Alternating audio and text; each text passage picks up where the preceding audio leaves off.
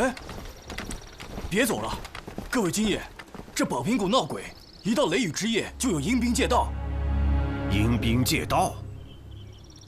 确有这种传言。哼，什么阴兵借道，都只不过是山野村夫的胡话而已。我堂堂荆州府的将士，岂能给鬼让道？今儿老子就在这歇脚了。去！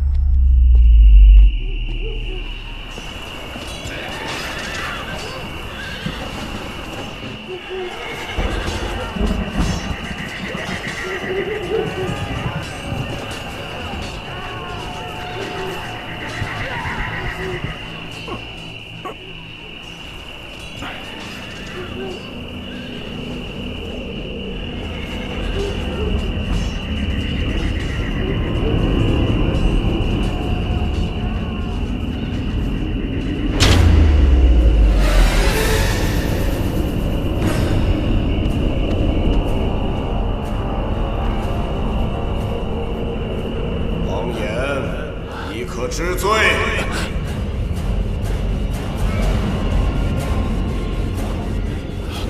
拖下去，重刑加身。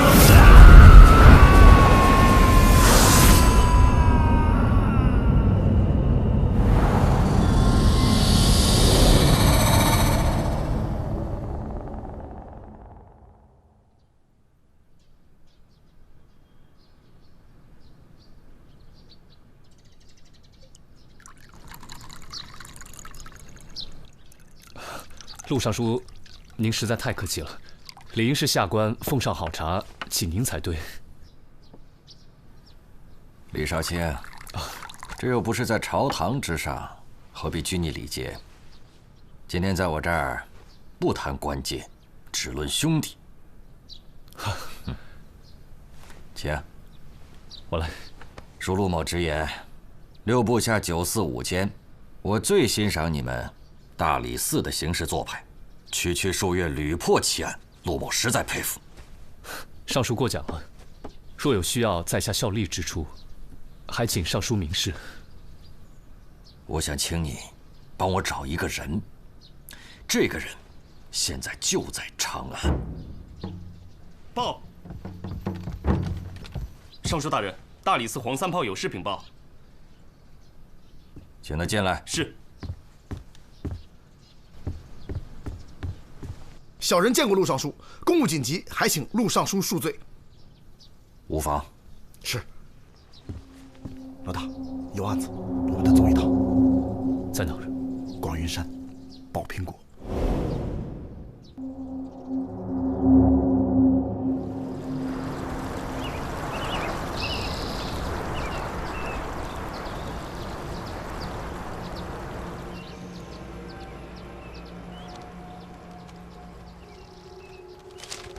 你们发现他的时候，他还没死。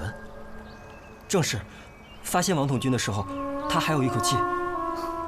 这个死因已经很明显了，利刃避开了心脏，凶手是诚心要折磨死者，让他一点点的血尽而亡。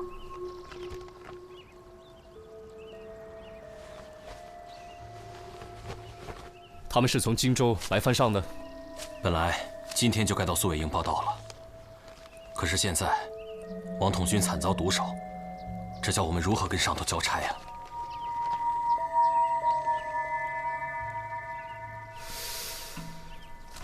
这是阴司的鬼符，你们发现王统军的时候，这东西就在。我们发现他的时候，鬼符就已经插在胸口了。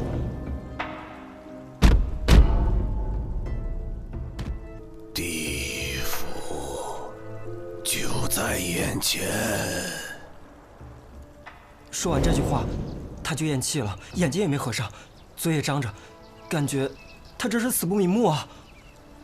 地府在这儿，按说你们多次行军，王统军对这带山路应该很熟悉，怎么能从人世一脚踏入阴间呢？一定是被人绑走的。昨天晚上你们睡那么死，什么都没有听见。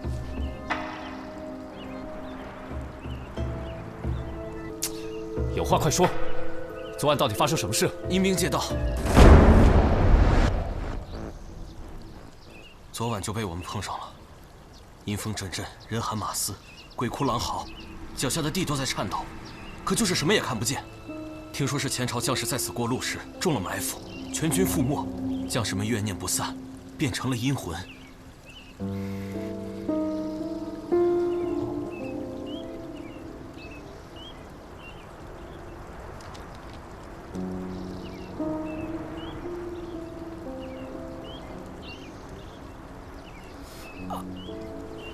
哎呀，双爷，我肚子突然好疼，你咋那么多事儿啊？我头也疼，哎呀，快扶我回去！没事吧？哎呀，你这突然的怎么回事啊？那个副将感觉有点问题啊。有啥问题？只是感觉而已。能不能走快点？好饿，好难受啊！走。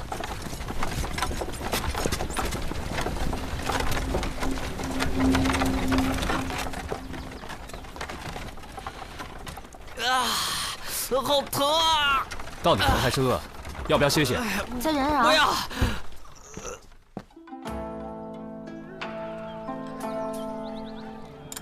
我吃完了，你们慢吃啊。我也吃完了。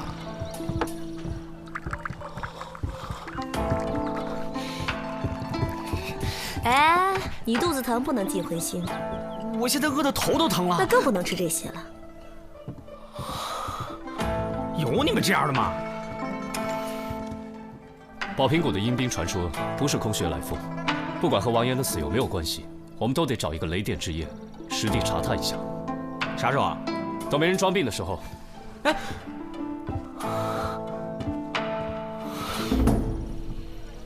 哎，我说，你真的头疼？没有。小心啊！最近城里的瘟疫开始扩散了，按这个速度，很快就要封城了。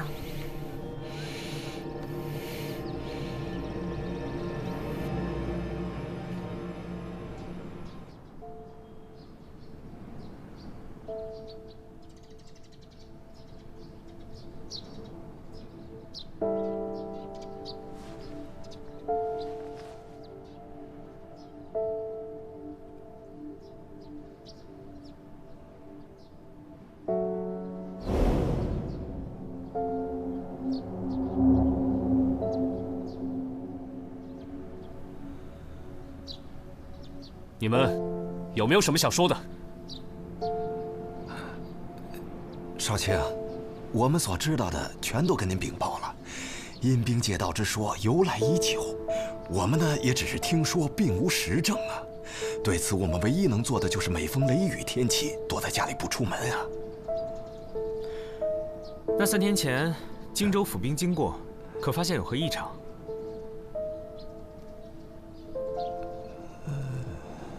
没有。就不想知道王统军是怎么死的？鬼神之事，不敢瞎操心。好，那就带本官查清楚，破了这荒诞无稽的鬼神之说。我倒要看看哪路阴兵敢作祟。今天晚上借哪条道？我们走。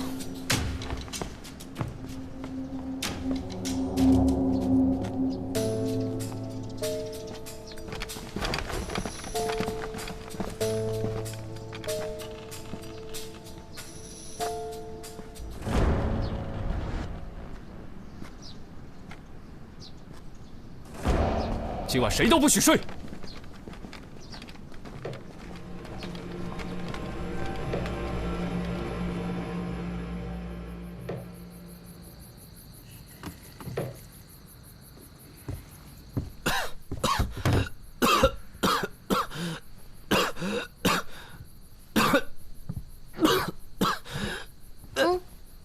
给你熬的药。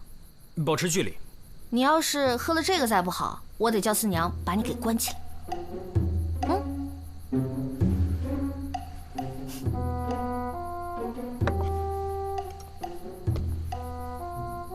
这管用吗？当然了。你还医好过谁啊？后院的马。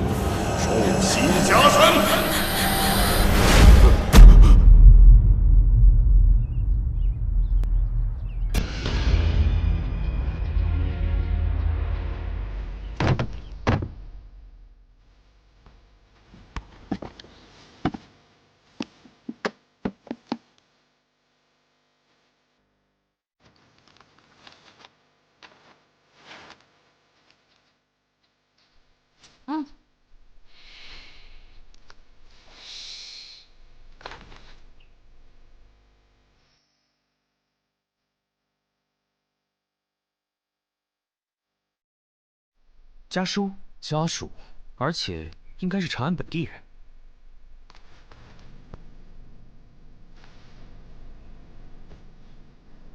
死因与王统军一样，都是历任春兄，死于失血过多。带回去，查验身份。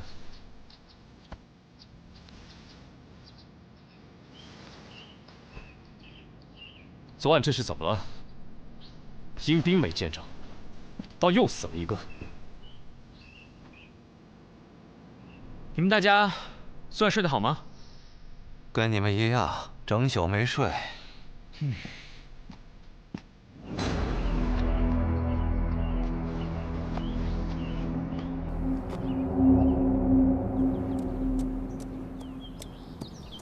风景不错嘛。四娘，这就是宝瓶谷了。第二个死者就是在这对面悬崖上发现的。以你的江湖经验判断，这里到底发生了什么？跑那么高的地方去杀人，真不嫌累。走吧，到山顶看看。我如果杀人，绝不会选择这种地势。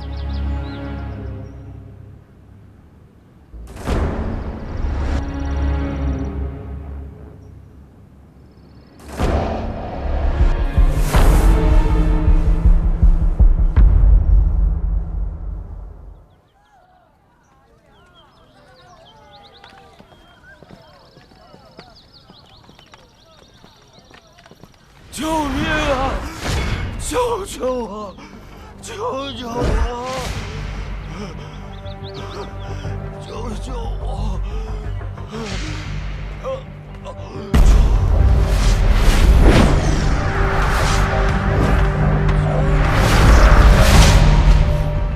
不想死就给老娘多烧点儿！现在闹瘟疫，传染性很强的，一不留神，传完就是死城了。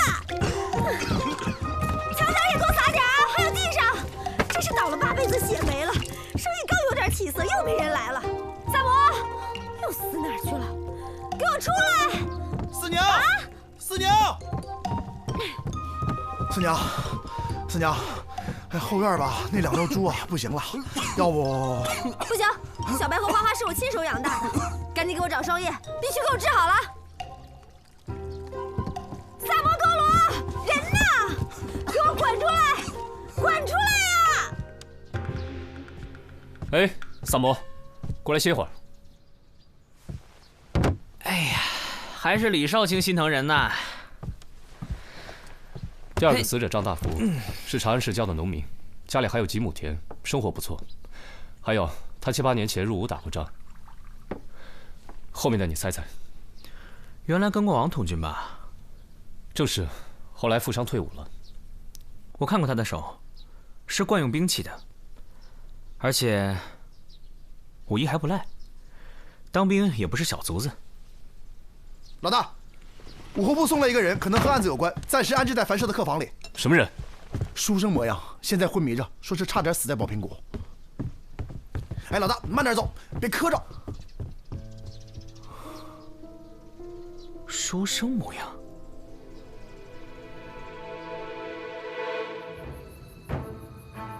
他们抓住你，然后呢？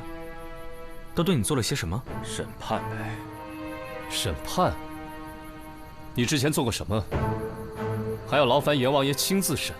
我没有，我只是从那路过，我什么都不知道。我一向清白做人，他们凭什么找上我？为什么是我？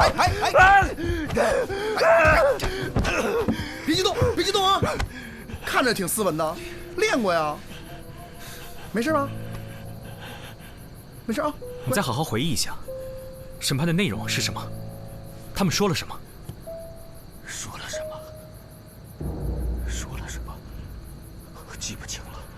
我当时吓傻了。啊！那些武场和判官就在我眼前晃着。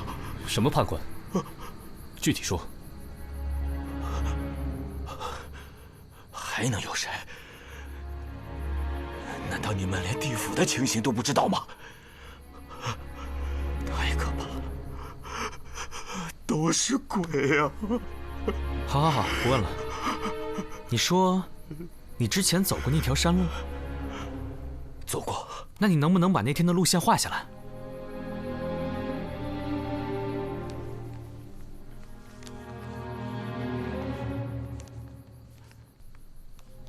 我想不通，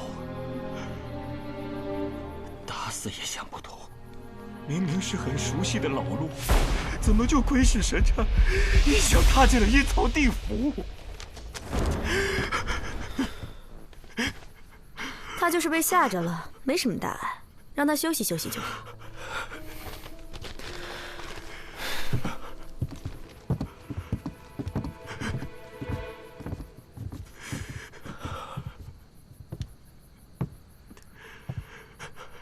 你好好休息休息吧。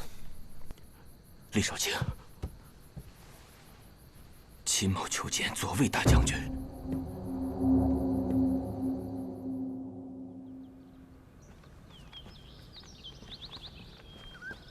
这怎么看都是普通山路啊，来回就这一条路，怎么可能通到别地儿啊？说的也是啊，路就这么窄，就地演戏的话，也不可能。到前面看看。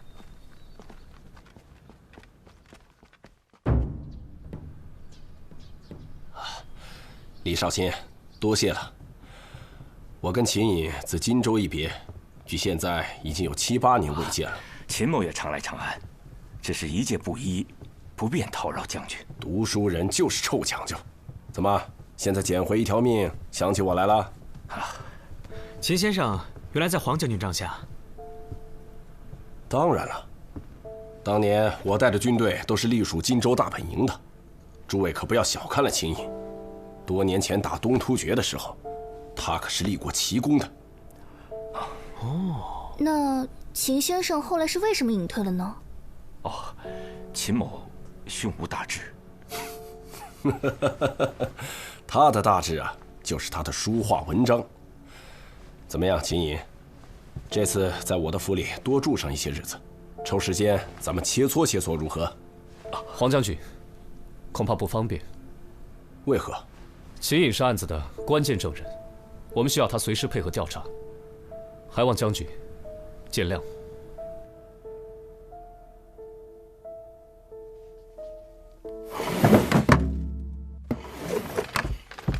大人，全城搜了一遍，没找着人。偌大的长安城，你们2天就搜遍了？你们左侯卫就是这么办差的，啊？继续找。是。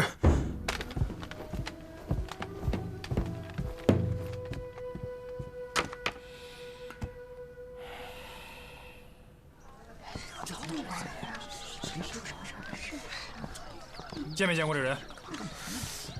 站住！没见过。走吧。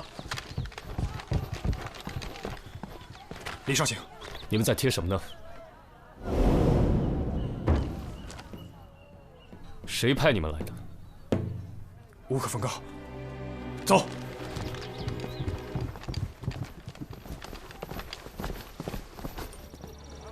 都让一让啊！让一让！让！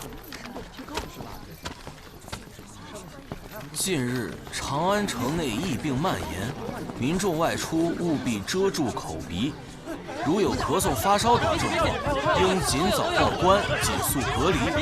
知情不报者，必依法论处。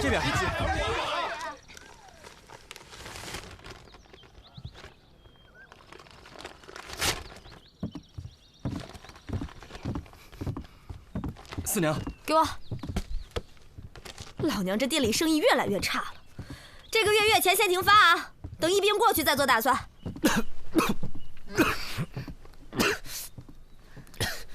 王延庆和张大福3个人都在宝瓶谷误入阴司，他们之间的联系很明确，都曾经在黄显忠帐下效力，参加过对东突厥的几次作战。7、8年前，东突厥和大唐常起冲突，但规模都不大。我前2天去兵部查档案，陆明好像还不太愿意配合。陆尚书这个人不好打交道，之前他可3番2次找我拉关系，这会儿怎么突然像换了个人？我说你怎么看谁都可以啊，李少卿，人活着不是为了破案子，你放松点儿。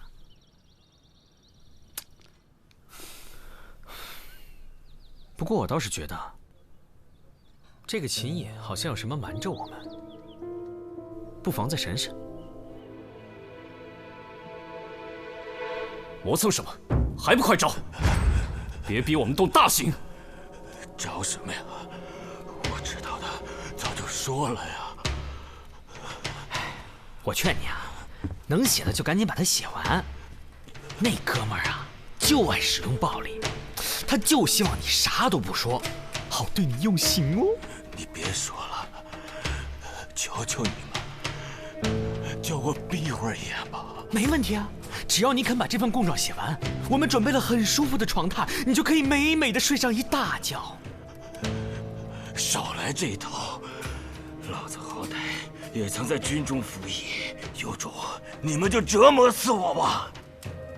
最近朝中不太平啊，兵部的陆尚书和左卫大将军针锋相对，明里暗里拉拢各派势力，朝中百官人人自危呀。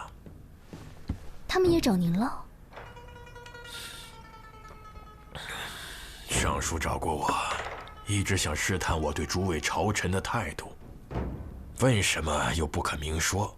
我看他恐怕是掌握了什么证据，否则绝不敢贸然出手啊。他也找过李少卿。哦，少卿，陆尚书来访。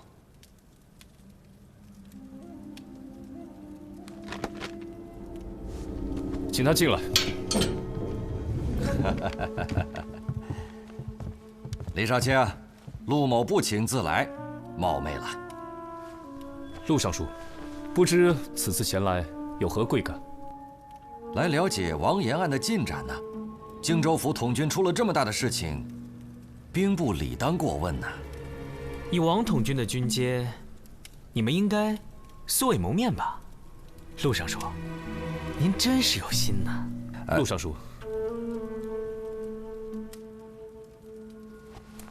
大理寺的特别案件，在未审理之前，都需要保密。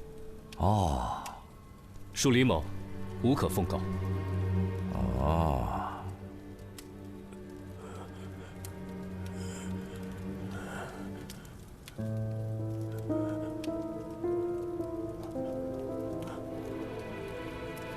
打扰了，那本官先告辞了。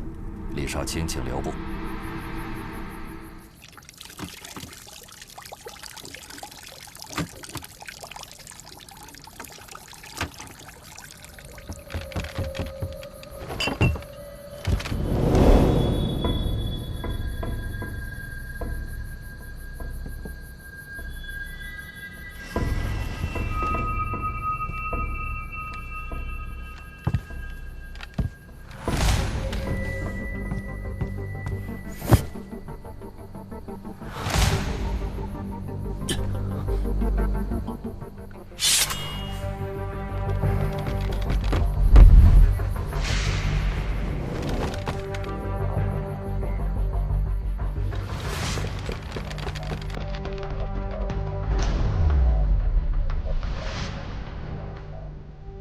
都看清楚了吧？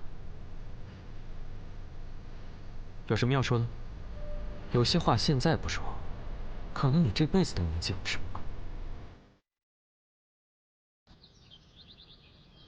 2天前，兵部陆尚书弹劾左卫大将军黄显忠，说他通敌叛国；而昨日，大理寺又奏请以诬陷、谋杀2罪捉拿陆尚书。你们2人乃是朕以为柱石之人，现在出了这样的事情，朕实在是颜面扫地。所以朕希望你们今天都说实话，在3司会审之前，让朕弄清楚事情的真相。臣有罪。都起来吧。谢陛下。陆尚书，你说黄将军通敌叛国，可有证据？这是一份已经画了押的供状，是黄显忠心腹手下孟云供出来的，上面详细的记录着6年以来，黄显忠与东突厥使者秘密接触，接受巨额的贿赂，出卖大唐军事机密的事实。臣知道空口无凭，臣已经把证人带来了，孟云现在就在殿外。宣他进来。传孟云觐见。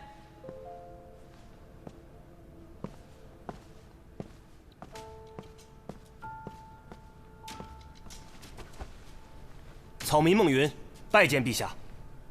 孟云，这供状是你亲笔所写，签字画押的吗？回陛下，是。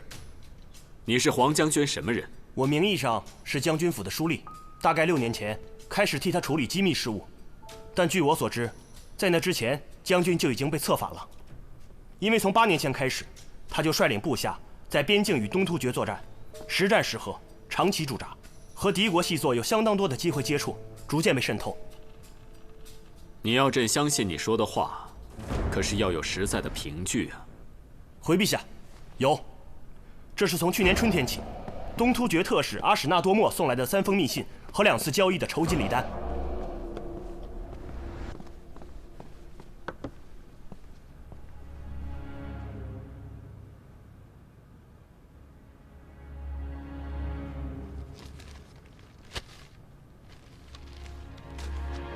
朕问你，你为什么要留着这个？还有，你为什么要向陆尚书供出黄将军？陆明请罪。臣是在3个月以前抓捕策反的孟云的，严刑逼供，才拷问出了真相。一派胡言！陛下，好了，陆尚书，我们听听大理寺的人是怎么说的吧。各位，陆尚书刚才所说的，如果成立的话，一个基本的条件是，证人孟云真实可信。但如果我们面前的这个孟云，他根本就不是孟云呢？什么？黄将军，你应该不会忘记，孟云有一个长相相同的孪生兄弟孟昭吧？8年前，他随同您征战东突厥，可是军中的一员大将。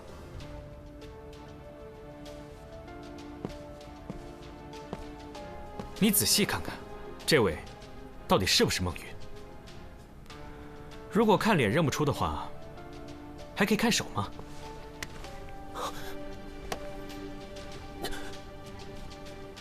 孟云，他是一介书生，可这双是我刀枪的手，所以你是孟昭，是陆尚书找你来假扮孟云做伪证的。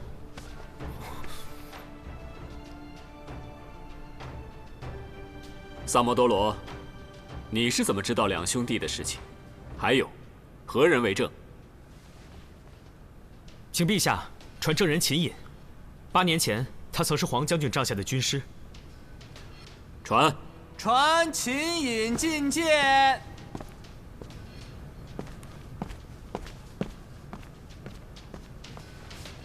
叩见陛下。秦隐，萨摩多罗的话可属实？回陛下，萨摩多罗所说句句属实。当时黄将军从军中挑出一支武艺高强的先锋队，孟昭就在队伍当中。他的确有一个孪生弟弟孟云留在长安，未曾投军。陆尚书，陛下，臣。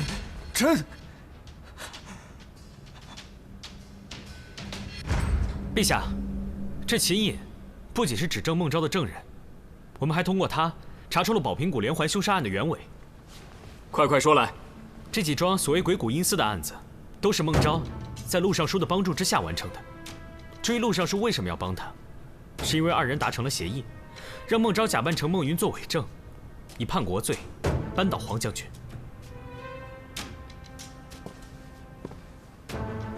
至于孟昭，他为什么要制造宝瓶谷的惨案？因为他要复仇。复仇？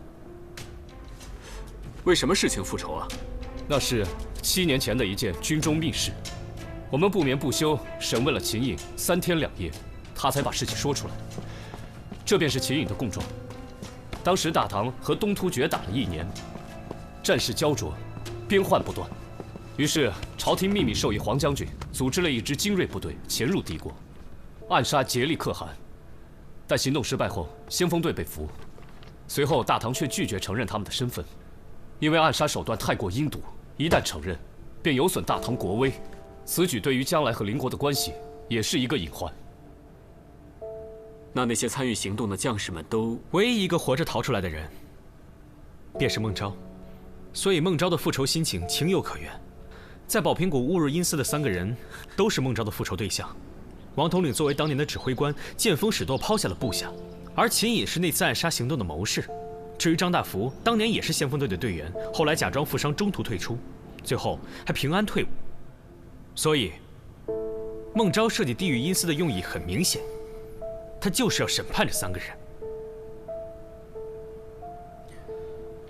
而他最后一个复仇对象，就是黄将军，因为他是当年那次行动的最高负责人。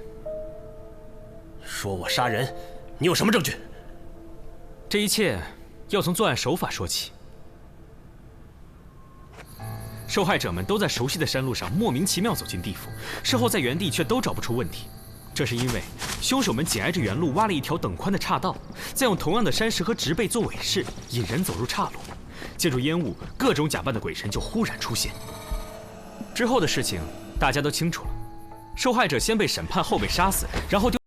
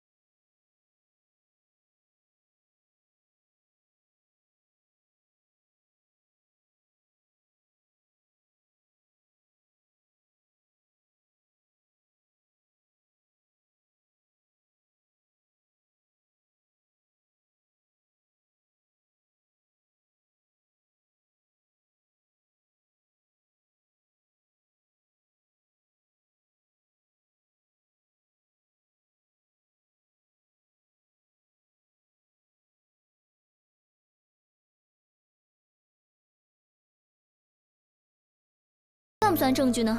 我派遣士兵是为了搜查孟云，我抓捕了他，拷问了他，但是他跑了。为了抓他，你甚至不惜制造假疫情，想让长安封城，以便瓮中捉鳖。找一个孟云需要这么兴师动众吗？就是因为抓不到他，找不到他，我就没有证人呐，没有证人，所以你就承认他是假孟云了？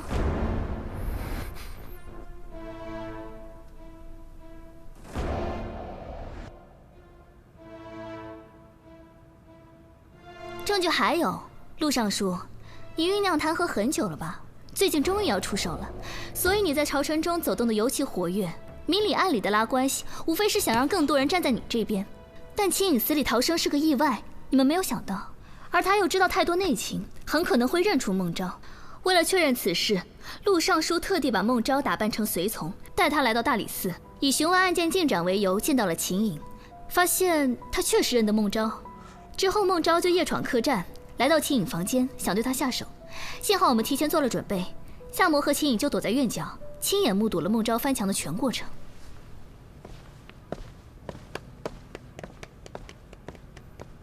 没错，我就是孟昭，是我替袍泽兄弟们报了仇，是我审判了他们，他们每个人都该下地狱。来人！只可惜，你还活着，黄将军，你还记得吗？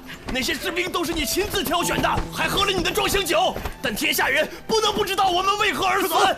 你知道，朝廷知道，太上皇知道，你们为什么要假装不知道？为什么？陛下，臣……行了，除了陆明还有黄将军，其他的人都退下吧。草民告退，臣告退。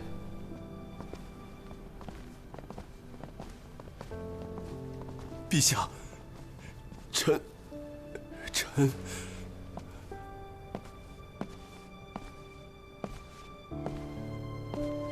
陛下，臣……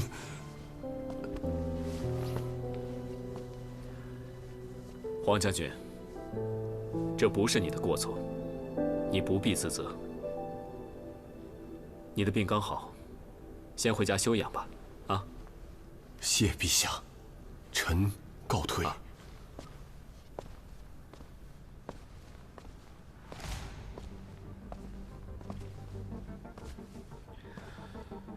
谋杀、诬陷两罪并罚，丢光了朕的脸面。朕的身边不需要你这种乱臣贼子。陛下，行了。陛下，陛下。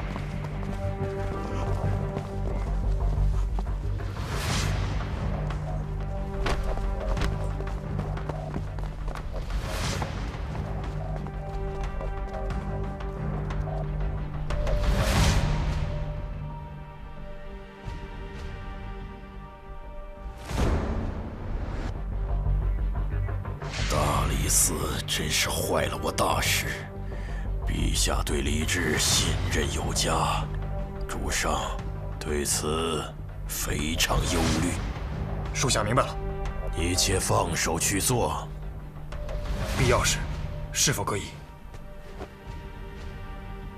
那就要看他离我们有多近了。如果顺着某个案子摸过来，就别再犹豫，杀！遵命，属下明白。